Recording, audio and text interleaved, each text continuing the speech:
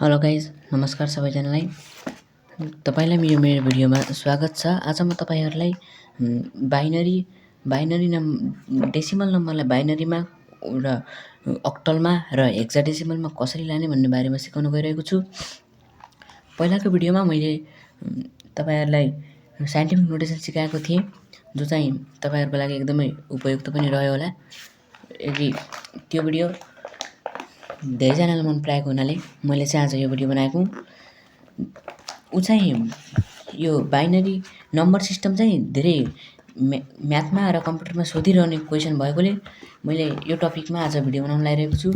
आशा छ तपाईँहरूलाई यो एकदमै मनपर्ने छ। र सुरु गर्नुभन्दा अगाडि तपाईँले भिडियोलाई लाइक गर्नुभएको छ भने लाइक गरिदिनु, लाइक गर्नु, सेयर गर्नु र सब्सक्राइब पनि गरिदिनु।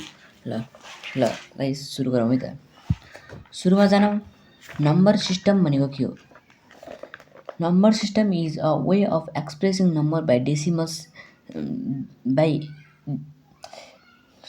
Number system is a way of representing numbers by using digits like 0, 1, 2, 3, 4, 5, 6, 7, 9, 7, 8, 9, A, B, C, D, E, F. It is a set of values used to represent different quantities and other special characteristics. यो चाहिँ हाम्रो भयो number सिस्टमको decimal. सुरुमा चाहिँ हामी यो लेखिहालौँ।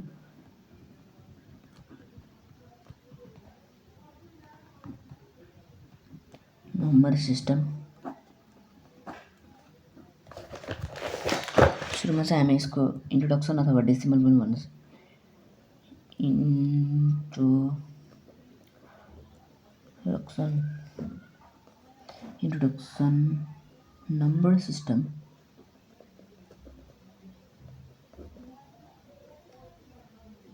Number system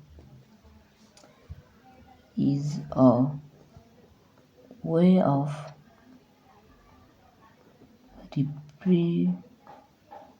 representing numbers by using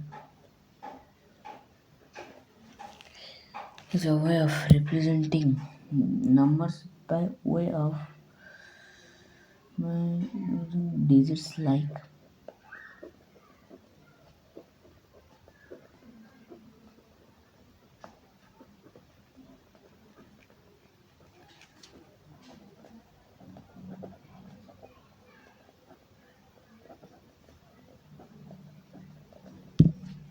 F। ल यो चाहिँ भयो हाम्रो सुरुको इन्ट्रोडक्सन।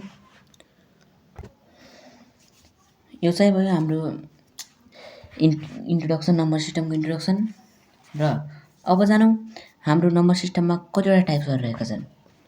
हाम्रो नम्बर सिस्टममा चाहिँ total there are 4 types of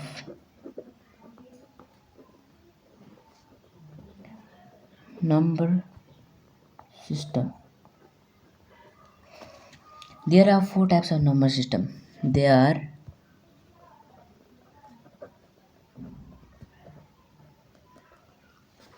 There are 4 types of number system. They are binary number system,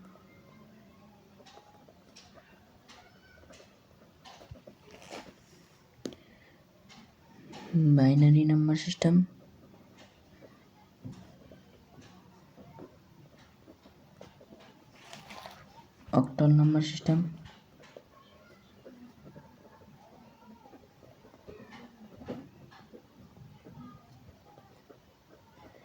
hexadecimal number system,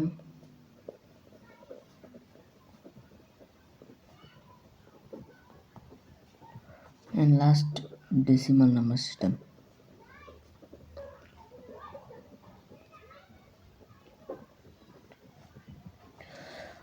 ल यो चाहिँ भयो हाम्रो 4वटा नम्बर सिस्टमको टाइप्स।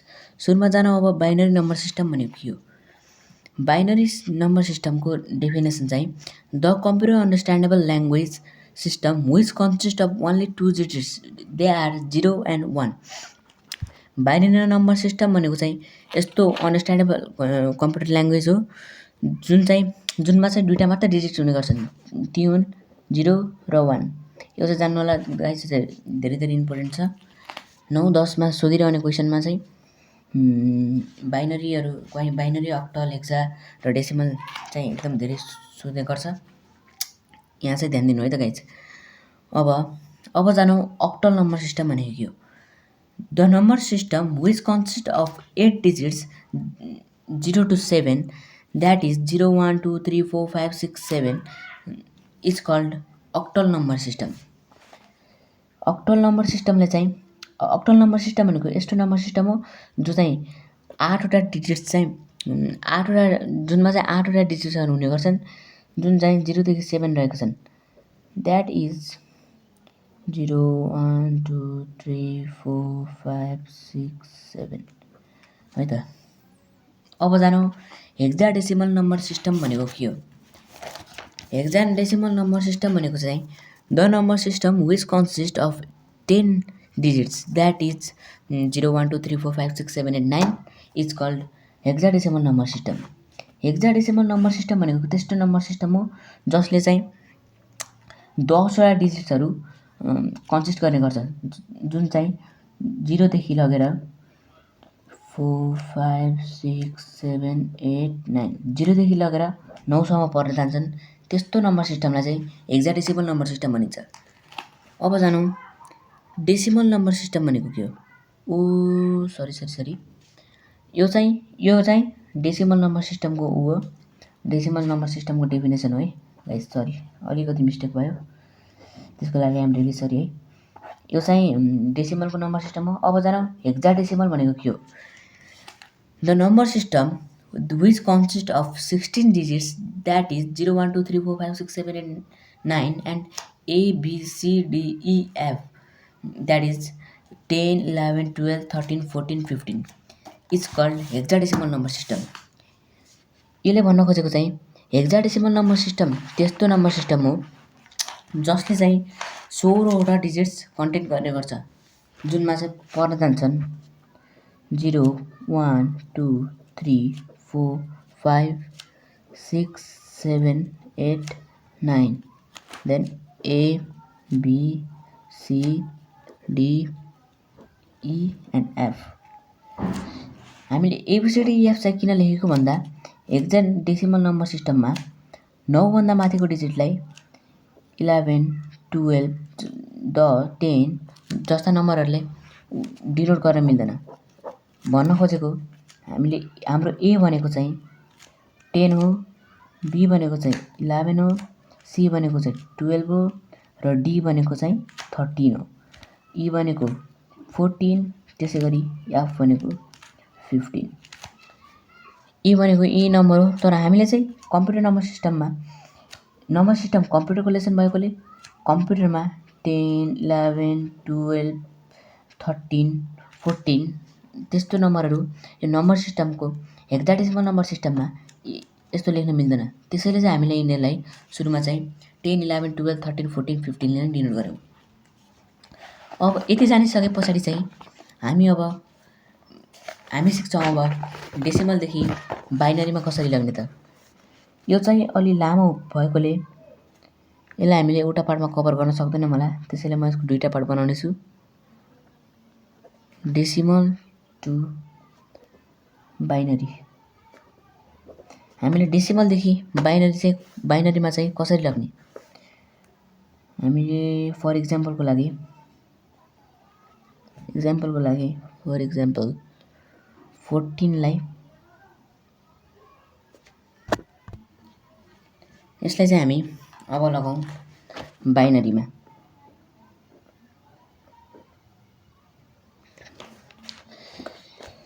यसलाई सुरुमा बाइनरीमा लग्नु पर्दा हामीले यसलाई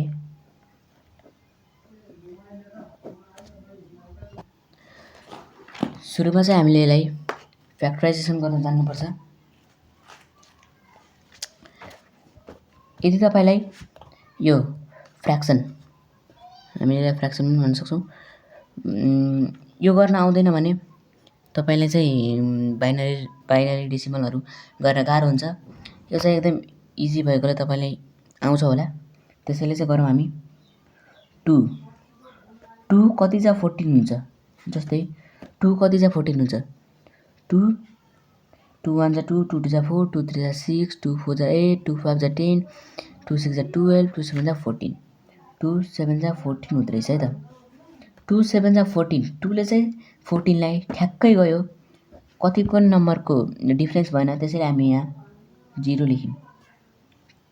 यहाँ 2ले चाहिँ यो बुझ्नु भएन भने 2ले चाहिँ 14लाई ट्याक्कै 7ले गयो, जस्तै 6ले गएको भइदिए 2 नम्बर बस्थ्यो, तर यो चाहिँ 7ले ट्याक्कै गयो भनेपछि अनि यहाँ चाहिँ कति बच्यो 0 बच्यो। अब 2ले त 7लाई जाँदैन, त्यसैले हामीले योभन्दा एक स्टेप तलको, एक स्टेप अथवा 2 स्टेप जति पनि हुन्छ, योभन्दा तलको जति पनि नम्बर 2ले जान्छ त्यसले चाहिँ यसलाई फ्याक्टराइजेसन गरौँ। 2 1 जा 2, 2 2 जा 4, 2 3 जा 6, 2 4 जा 8, 2 1 जा 2, 2 जा 4, 2 3 जा 6। योभन्दा एक नम्बर सानो भयो, त्यसैले हामीले 2 3 जा 6 लेख्यौँ। अब 6बाट 7मा कति नम्बरको फरक छ? 1 नम्बरको, त्यसैले हामीले यसको यतापट्टि 1 लेख्यौँ। हेर्नुहोस् है गाइस, बुझ्नुहोस् है, यो चाहिँ थोरै गाह्रो छ। 2 7 जा 14 भयो, अनि 2ले चाहिँ 14लाई ठ्याक्कै गयो भने त्यसैले हामीले 0 लग्यौँ। अब यहाँ 7लाई चाहिँ 2ले जाँदैन, त्यसैले 7भन्दा सानो नम्बर जुन पनि 2ले जान्छ त्यसले हामीलाई गऱ्यौँ। 2 1 जा 2, 2 2 जा 4, 2 3 जा 6 लग्यौँ। अनि यहाँ चाहिँ 7 छ, 6 र 7मा 1 नम्बरको डिफ्रेन्स छ, त्यही भएर यहाँ 1 नम्बर लेख्यौँ। अब 2 1 जा 2 बच्यो कति? 2 देखि 3 सम्म 1। अब चाहिँ therefore 14 को बेसमा 10, 14 को बेसमा 10, 1 1 1 0 को बेसमा 2। बुझ्नु भएन भने म अर्को इक्जाम्पल पनि तपाईलाई गर्न देखाउने छु। फर इक्जाम्पल अब चाहिँ हामी 833 लाई 10 राखेर यसलाई चाहिँ हामी उमा लगाउँ है त, बाइनरीमा लगाउनु पर्दा सुरुमा चाहिँ हामीले 8 3 3 गर्ने र 2 गर्ने। अब हेर्नुहोस् है गाइस, यो चाहिँ थोरै गाह्रो छ, यसमा चाहिँ अलि बढी ध्यान दिनु होला। 2ले 8लाई सुरुमा चाहिँ सुरुको नम्बर हेर्नुपर्ने हुन्छ। 2ले 8लाई मल्टिप्लाई जान्छ हैन, त्यसैले हामीले 2 1 जा 2, 2 जा 4, 2 3 जा 6, 2 4 जा 8, 2 4 जा 8 भएकाले 4 लेख्यौँ। अब 3लाई चाहिँ 2ले जान्न, तर त्यो पनि गरौँ। 2 1 जा 2, 2 1 जा 2 बच्यो कति? 1। यहाँ 3मा 2ले मल्टिप्लाई गर्दा 2 1 जा 2 हुन्छ, तर 2 र 3मा एक नम्बरको डिफरेन्स हुन्छ। त्यही भएर हामीले यहाँ यसको माथितिर लेख्दा नि हुन्छ अथवा आफैले सम्झिँदा नि हुन्छ है त गाइस। मैले चाहिँ अहिले आफैले सम्झेँ। यसको अगाडि चाहिँ यहाँबाट 1 बच्यो, त्यो 1लाई यसको अगाडि लगाउनु पर्ने हुन्छ। लाग्यौँ 2 1 जा 2, अब 13 भयो। 13लाई चाहिँ 2ले जाने कुरा भएन, त्यसैले हामीले अब योभन्दा जुन पनि सानो नम्बर छ जो 2ले जान्छ त्यसलाई लगाउँ। 2 1 जा 2, 2 जा 4, 2 3 जा 6, 2 4 जा 8, 2 5 जा 10, 2 6 जा 12, 2 6 जा 12 भयो र बच्यो कति? 1। अब फेरि हेर्नुहोस् है त, 2। अब 2ले चाहिँ हामीले 4लाई गर्नु पर्यो। 2 1 जा 2, 2 2 जा 4, 2ले चाहिँ ठ्याक्कै गयो र 2ले चाहिँ 1लाई जाने कुरा भएन, त्यही भएर 2 0 जा 0, 1 यता गयो, 16 को अगाडि 1 आयो, 16। अब 2 कति जा 16, 2 6 जा 12, 2 7 जा 14, 2 8 जा 16, 8ले गयो, बच्यो कति? 0। अब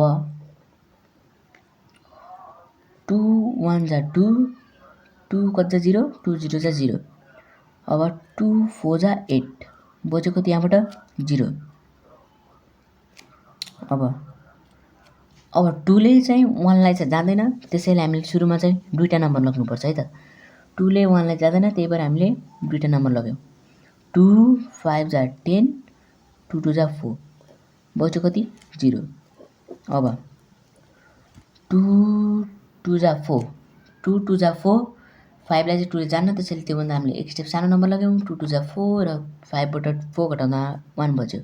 1 लाई चाहिँ 12 को अगाडि 2 को अगाडि राख्दा 2 6 जा 12 2 6 जा 12 भयो त्यसैले यहाँ बच्यो कति 0। 2 1 जा 2 अनि 2 3 जा 6 बच्यो कति 0। 2 6 जा 12 बच्यो कति 1। 2 3 जा 6 बच्यो कति 2 3 जा 6 बच्यो कति 0। 2 1 जा 2 2 ले 3 लाई जाँदैन त्यसैले त्योभन्दा हामीले एउटा सानो नम्बर लगायौँ 2 1 जा 2 बच्यो कति 1।